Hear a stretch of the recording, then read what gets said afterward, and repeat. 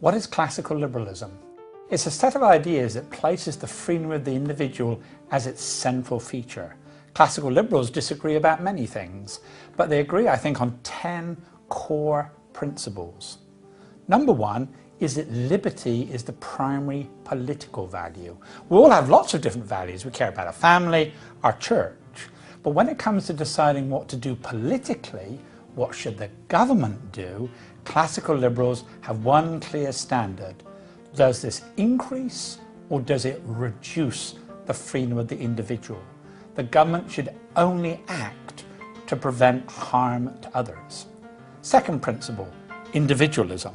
That the individual is more important than the collective. We should not sacrifice the interests of individuals for what some people argue is the common good. This was the central feature of communism and fascism. The individuals didn't matter. Every individual matters. Every individual is worthy of respect. Third principle, skepticism about power. Power is the ability to get other people to do what you want that otherwise they would not do. Government, for example, often claims we're forcing you to do X because it's in your own interest to do so. Whereas very often, when people with power do that, it's really because it's good for themselves. Classical liberals believe that the individual is the best judge of their own interests.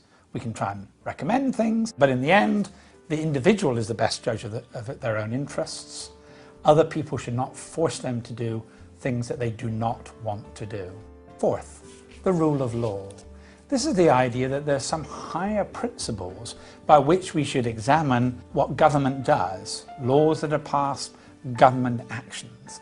Just like the US Supreme Court will sometimes strike down pieces of legislation that Congress has passed and the President has signed because it goes against certain principles embodied in the US Constitution. Classical liberals believe that certain principles of the rule of law should be applied to what every government does anywhere in the world. A classic example is equality before the law.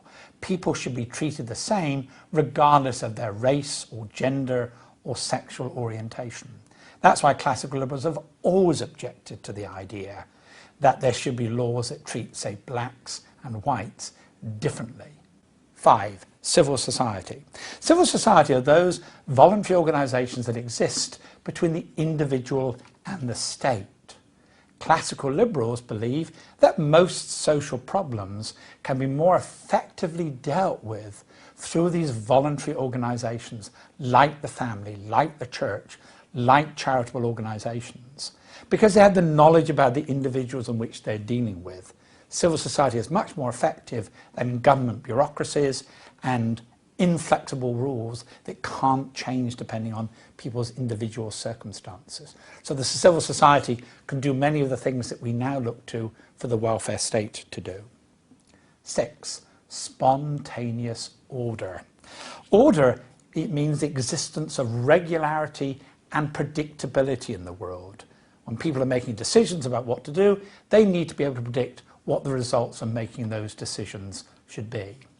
Many people seem to assume that order requires some institution, some body to manipulate and organise things. Classical liberals don't believe that. They believe that order can arise spontaneously. People, through their voluntary interaction, create the rules by which people can live by. Classic example is that of language.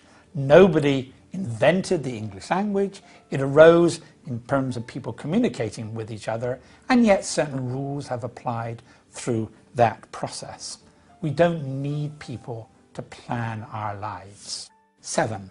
Free markets. That economic exchange should be left to voluntary activity between individuals. Government should not tell people where to work, how to save, what to build, what to produce. This should be led to voluntary interaction by people. You need private property to be able to do that, and you need to ensure that when there is disputes, they can be peacefully resolved. But history shows us is that leaving things to free markets rather than government planning or organisation increases prosperity, reduces poverty, increases jobs. provides goods that people want to buy. 8. Toleration. Toleration is the belief that one should not interfere with things of which one disapproves. Toleration does not mean that you allow people to do things because you agree with it, because you think it's a good thing. It's a question of having certain moral principles. I think this action is wrong, but I will not try and force my opinions, for example, through government, to stop the things that I disapprove of. A classic case of that for classical liberals is free speech. People should be allowed to say things of which we strongly disapprove. We're tolerating things even though we dislike and disapprove it. 9. Peace. Peace is a state where we can go about our business without violence or war. That's best achieved, according to classical liberals, is not by interfering in other countries. In other words, they favour a non-interventionist foreign policy. Their view in terms of our interaction with other nations, it should be based on what's commonly called the 4 freedoms.